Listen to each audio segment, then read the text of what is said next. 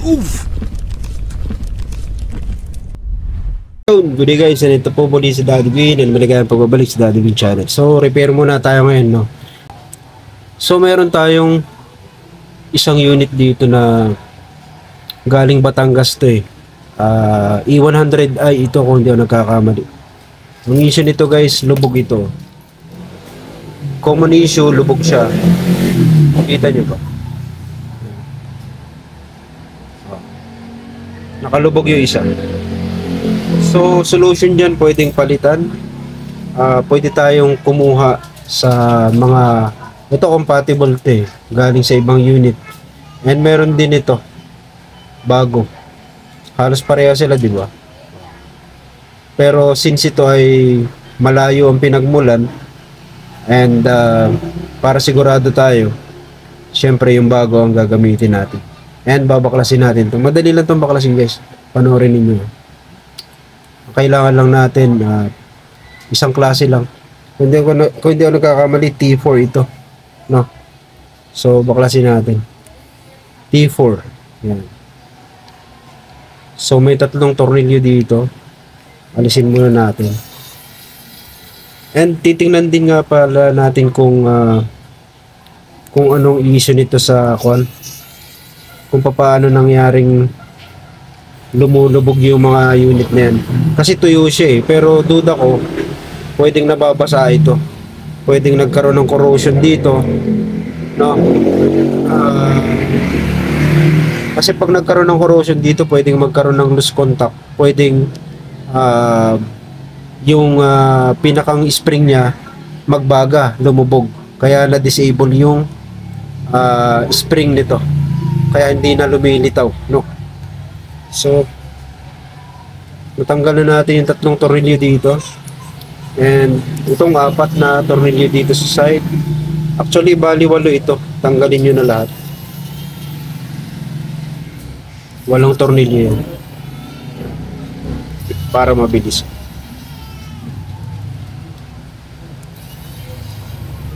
Kunin na lang natin mamaya.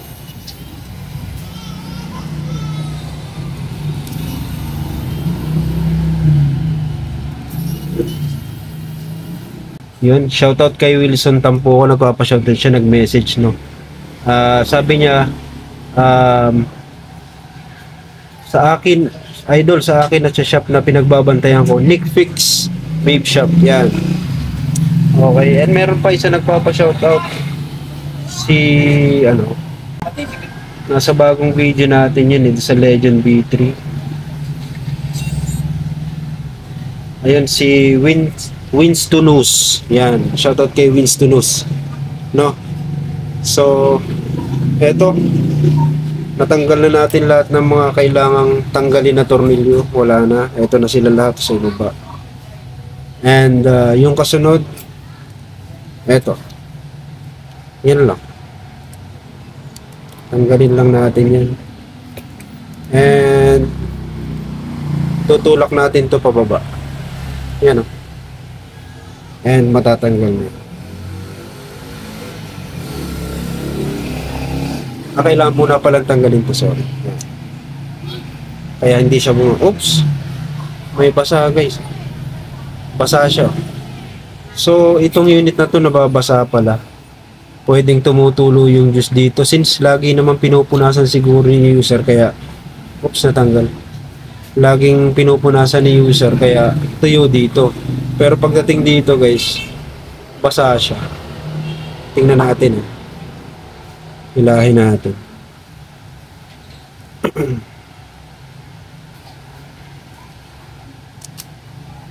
Oh, basa oh. Ayan oh. Basa siya. So, ibig sabihin, ayan oh. Oh, dito pa, dito. Marami dito. Oh, galing Batangas to. Pinadala nung isang araw. Okay, medyo mamaya na natin tuyuin mabuti yan.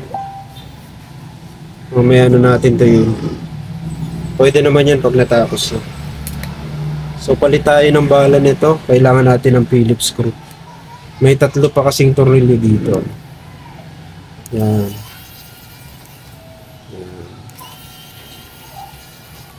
Okay, kita nyo. Tatlong tornilyo yan na siya yung humahawak dito. And makikita nyo mamaya, susubukan natin palitan ito ng hindi binabaklas lahat, no? Hanggang dito lang tayo sa area na to.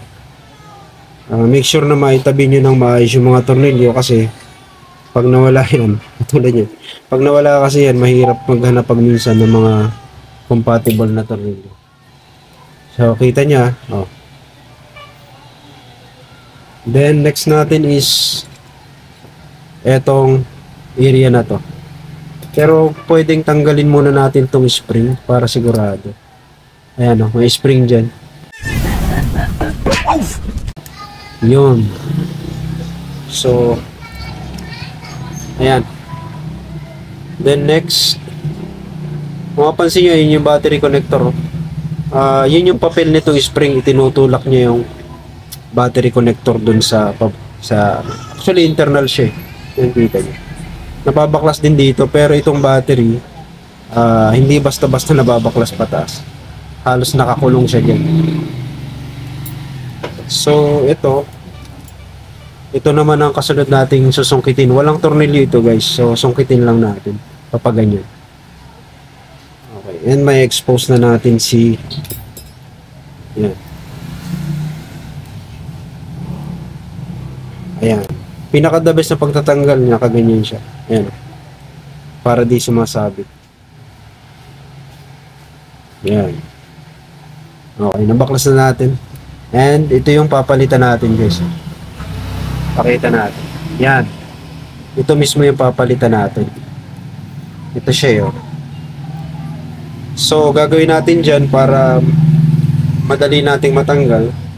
At tanggalin muna natin. Solder. Desoldering muna ito. Pwede na sigurong diretso. Ayan. Natanggal na natin. So, desoldered na siya. Then next, pwede nating itulak ito. Pag minsan ginagawa ko dito guys, ganito lang. Plastic. Then, ilalagay natin dito. Kita nyo ba yan? Yan. Plastic. Tapos parang gagamitin mo siya para maitulak. Ayan, nagpop up na. Kita nyo? Ayan o. Then, pwede na nating kunin. Ayun. Oh, natanggal siya ng buo. Okay, detalyado ito ngayon ha. Nung mga nakaraan kasi hindi ko pinapakita. Pero ito ngayon, detalyado tayo. No? And isang makapansin nyo, sobrang haba pala nitong original. Although pwede natin siyang palitan nito. Halos pareho kasi. Okay, so ito yung replacement natin, no? And ipaprime natin siya.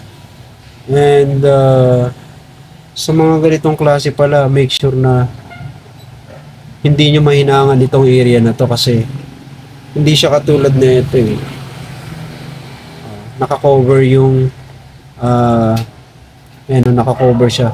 Nasa loob yung ito kasi parang hindi siya covered. No? So hanggang dito lang yung hinang natin. Yan sa area na yan lang. No? So subukan natin i-prime. Kailangan kasi naka-prime na para pag hinang natin dito, mas madali. Hindi maluluto yung plastic dito. So, focus natin konti. Sorry, gumalaw yung camera. Okay. Pag maghihinang, no, make sure na hindi siya lalabis. Okay, focus natin yun. Hindi siya sobra dito sa ano. Yan. Dapat hindi siya sobra dito. Sa ibabaw lang. Sabi nga nila dun lang sa ibabaw. Yan. Try natin. Pwede rin lagyan ng flux pero may flux na kasi itong ano. Oh, usually itong mga solder wire natin may flux na to guys. So ingat na lang. Sa ibabaw lang. Kailangan ma-prime lang naman natin. Yun. Okay na yan. Okay na yun. Kailangan kasi hindi natin magalaw dito. Ito malinaw. Kita nyo ba yan? Kasi pag napasobrahin ng nyo, kakapit siya dito, hindi na lalaro yan. Ito, lalaro pa rin yan. Mainit pa eh, pero pwede na hawakan. Kita nyo ba? Na-prime na natin. And lalaro pa rin yan. Ayan. Check naman natin dito sa pagbabawanan. Ito, palalakihin nyo ng konti kasi kita nyo ba? Kasi pag di nyo pinalakihan, masikip dito. Kasi medyo maliit nga tong original. Kakalog-kalog na siya dyan. Pinalaki na natin. So, ibabaw na natin siyang ganyan. Then, subukan natin ibaw na. Pag medyo malaki na yung butas, idiin mo na lang siyang ganyan. Press. Dapat pantay pag ipipress nyo para press. Oops. Yan. Okay, bumaw na siya. Ayan, ayan o. Kita nyo ba? Magkaiba yung laki. Mas maganda sana kung ano, kung parehong ganito kalaki ano. Ayan o. Pero okay lang yan. And payuhan na lang natin yung owner na medyo umiwas sa mataas na wattage. And iinang na natin siya dito. Damihan natin ng konti. May ganun pa lang, no? Okay, damihan natin ng konti. Yan. Then, subukan na natin siyang iinang. Okay, medyo kailangan nyo rin kasing ilapit. Yan. Gamit tayo ng pangkalang para lumapit yung ating iinang dito. Yun. Okay, maganda na yung inang niya dun. Oops, saglit. Medyo kulang pa yata. Lagyan ko konting solder na. Okay. Yan, kumapit na. Checkin nga natin. Okay, solid naman. Solid ba? Parang gusto ko ulitin. Ulitin natin. Dapat solid. Yung medyo makapal. Kasi pag medyo manipis yan, walang masyadong pupuntahan yung init. Mabilis parang mabilis matatanggal yung hinang natin. So, subukan natin. Huwag masyadong madami kasi baka hindi naman lumubog. Dito kailangan control, no? Yun, okay na. Mas solid na siguro to. Ayan, no? Kita nyo ba? And dapat gagalaw pa rin to kasi pag hindi gumalaw yan, problema yan. Okay, gumagalaw siya guys, kita nyo. Ayan, yan yung sinasabi ko. Okay na yan. Okay naman, kung hindi naman matatanggal basta-basta. Itatry kong i-trial Itatrial natin kung hindi siya matatanggal. Hindi naman. Okay naman siya, matibay naman. And ibabalik na natin ito. So yung pagbabalik nito guys, ito madali lang naman siguradong ibalik na. Ito, dito ang position. Medyo ilayo natin ang konti. Yan. Yung positioning niya guys dito, pag dito mahirapan kayo ibalik yan. Yan, halos di yan magkakasya. So dito tayo, kung saan natin siya tinanggal, din natin siya ibabalik. Yan. So ipasok muna natin. Yan, ganyan yung location. So ang target natin is maipasok natin itong butas na ito, tsaka ito, yung tigkabila na yan, dito sa dalawang poste na to. Yan, yung dalawang poste niya. So, itry muna natin yung isa. Pero karaniwan inuuna ko dito eh. Yan. Unahin nyo muna ito ah. Yan. Okay.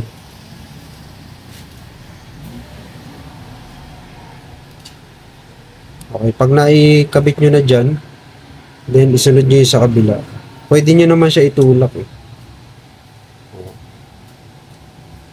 Dandahan nyo siyang itulak kapag ganyan. Ayun.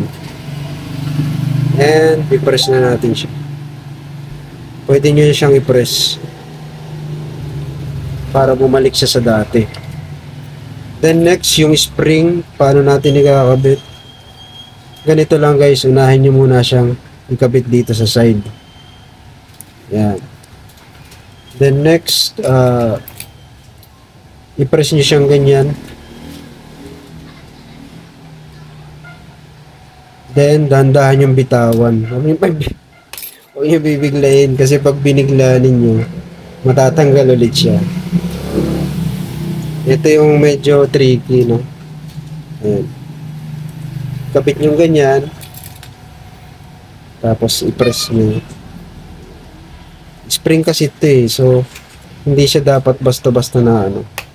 Or pwede rin siguro hawakan natin itong tweezer para hindi siya tatalsik. Kasi pag yan. Pwede siyang hawakan ng ano, tweezer. Medyo ilulubog lang natin ang kaunti. Yeah. Tapos saka natin dandahang bitawan. Then pwede na nating i-bowl. Okay. May latch siya dito guys oh. May sinusunod tayong latch dyan. Ito. Kita nyo ba to? Yung parang triangle na to. Ayan. Isaswak nyo siya dun sa triangle dun. Meron din sa kabila. Dalawa yan. So, hindi kayo magkakamali kung anong location yung gagamitin nyo kasi may triangle dito, may triangle dito. Shoot siya dun. Okay. Then, subukan na natin i-lock.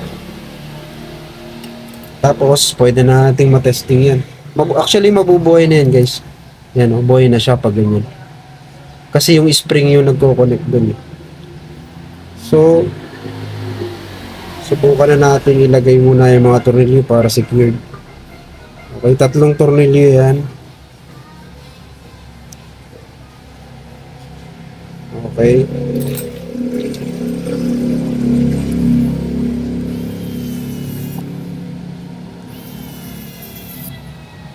Okay.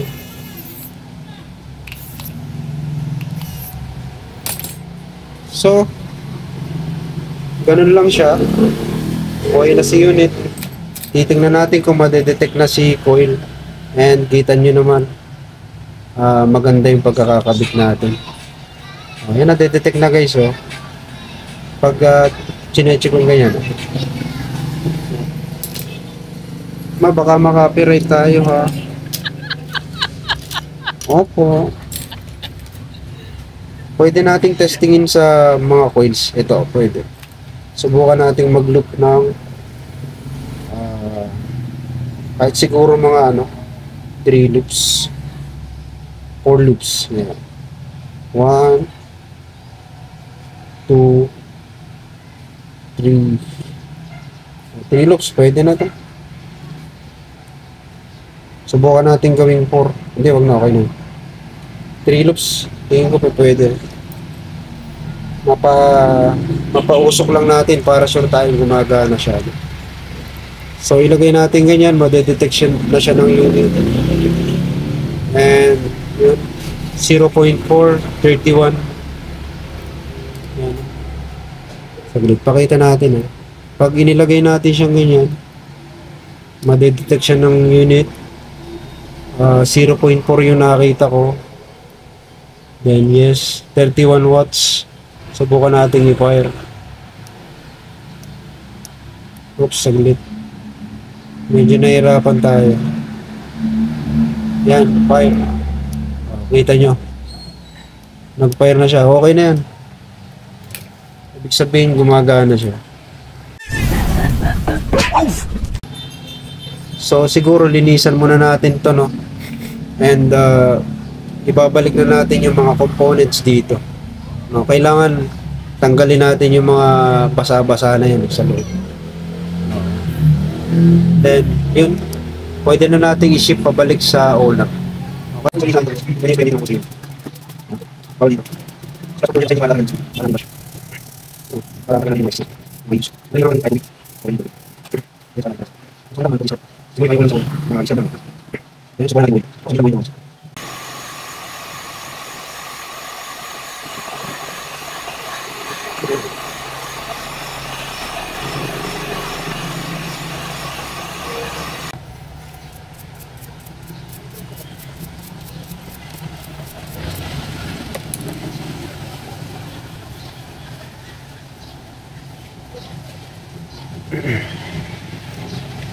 okay. Then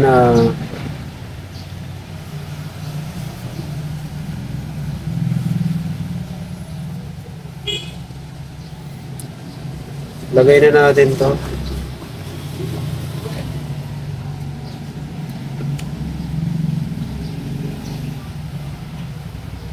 Ganyan lang kadaling buuin yan mga boss. Tapos ito. No. Tapos ito. Nakita nyo ba? Mas magaganda rin sa maliliit na screws ito. Walas natin ilalagay itong lock. Power lock. Ayan. Taasan natin ng konti yung brightness. Lock mo. Yan. Okay na to. Okay, pwede nang ipadala sa owner. Okay guys, so yun, maraming salamat sa panonood guys. Huwag niyo kalimutang mag-like and subscribe sa mga videos natin. And yun, thank you. Ito po muli si Daddy Bean. Ingat kayo, bye-bye.